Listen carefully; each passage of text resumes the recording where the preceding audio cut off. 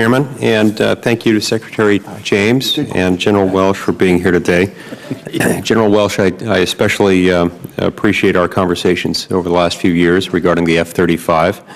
The state of Utah is very pleased, couldn't be more pleased with the fact that Hill Air Force Base was ultimately selected to host the first operational F-35s, and I appreciate your hard work in moving that decision forward.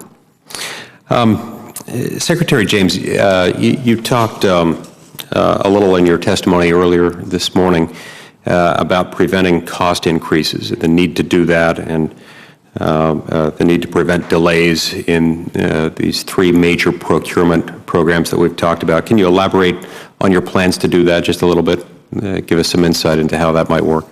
So what I intend to do personally is I intend to conduct regular program reviews on these programs and meet with the program managers as well as industry, as well as go out and see what's happening in the field. I mean, this is what I did in industry, and this is what I'm hoping to bring to the table now that I'm in government.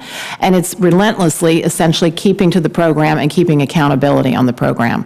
That's what it's all about. And I do have confidence, particularly with the three big programs, that the people that we have in charge of those programs are well qualified and they've got their eye on the ball, not only of the technical capability, but also their eye on the ball of the cost containment. So I do feel confident in that, but it requires persistent focus and persistent leadership.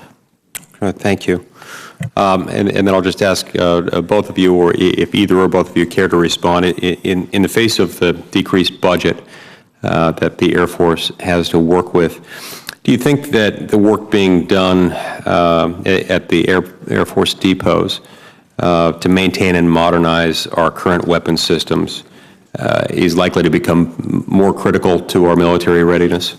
And what thoughts do you have generally about how our maintenance and modernization work can be used in a way that increases our readiness while saving us money? So as far as I know and believe, but I'm anxious to come and visit some of our depots, they're already critical to our readiness story. So yes, they will remain so and probably become even more so in the future. So that's point one. Point two is I think there has been a lot of progress, particularly at the depots, to get costs better under control, new ways of doing business, new procedures, new processes. I think that's sort of an approach, sort of stepping back and taking a fresh look at how we do things and asking ourselves, can we do it differently and more cost effectively, needs to be a hallmark for the rest of the Air Force as we look at processes and procedures.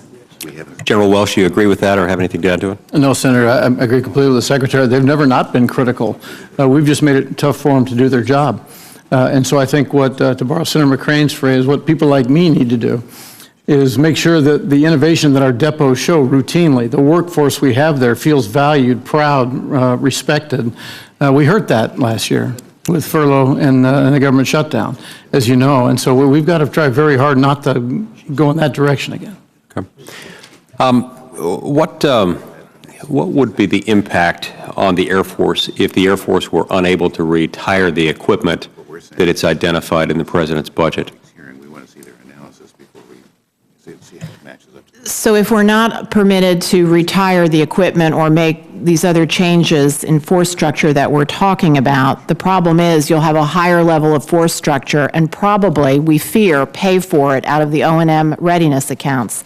And when you have higher force structure and not enough money to pay for it, the training and the proper maintenance and so forth, what that then gets you to is unready forces or so-called hollow forces, and that is the number one thing we want to guard against. That could compound our already significant problems.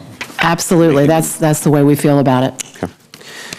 Okay. Secretary James, in our Personnel Subcommittee hearing a couple of weeks ago, I questioned Secretary Jessica Wright about an incident in March at the Air Force Academy involving a cadet who was asked to take down a Bible verse that had been quoted on the whiteboard just right outside of his hallway. I asked some follow-up questions in writing and received the response on that. The response relied heavily on Air Force Instruction 112.11, which states that leaders at all levels must balance constitutional protections for an individual's free exercise of religion or other personal beliefs, and the constitutional prohibition against government establishment of religion. For example, they must avoid the actual or apparent use of their position to promote their personal religious beliefs to their subordinates or extend preferential treatment for any religion," close quote. So this was the instruction that was cited by the Air Force to justify the command actions taken at the Academy, given that the cadet in question was, as I understand it, as it was explained to us, a cadet leader. Can you help me understand why it is that there's a different standard that would apply to the freedom of religious expression for leaders within the Air Force, whether at the Academy or elsewhere, than for airmen who are not in leadership positions?